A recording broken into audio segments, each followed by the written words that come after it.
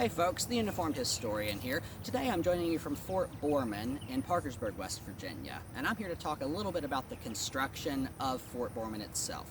If you've not seen my video already about the 1862 raid on Parkersburg, which didn't happen, stop the video here, go back and watch that video, then come back and watch this video, because it'll make a lot more sense after you've seen the first video. You might say this is part 2.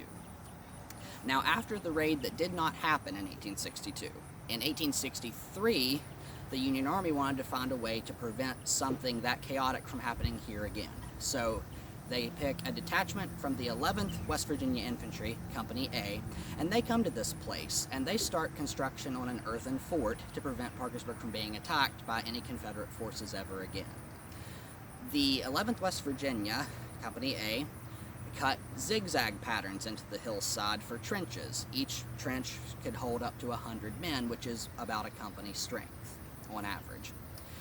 Then they proceeded to put logs on top of the earthworks to provide additional cover and cut portholes, as they were called, into the woods so they could stick their rifles through and shoot while achieving maximum protection for themselves so that they themselves do not get shot by the attackers.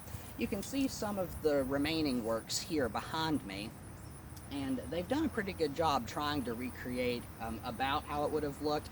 The trench itself would have been a little bit deeper than this, but the logs going across, you can see the holes in between them. That's kind of what it would have looked like with a little bit stronger wood. After the trenches were dug and they began digging placements for the cannons on top of the hill where the powder magazine was, the artillery that was stationed here came in, and that would have been a couple of batteries of the 1st West Virginia Artillery, the most famous of which was Carlin's Battery, Battery D, which was from this area. In 1865, the Civil War ended. This place was never attacked by any force from anybody, and the place eventually fell into disrepair, and the wildlife began to take over, and trees and shrubs, and you wouldn't have even recognized that this was a fort at one point.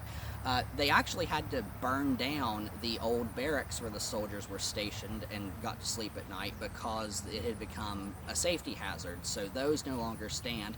But in 2003, this place became a nationally recognized historical place, and it's on the National Register of Historic Places.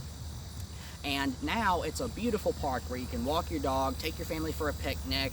There's all kinds of historical signage in the area so that you can read about the fort here and the surrounding events. There's a beautiful overlook, which you'll be able to see in the video that I did previously.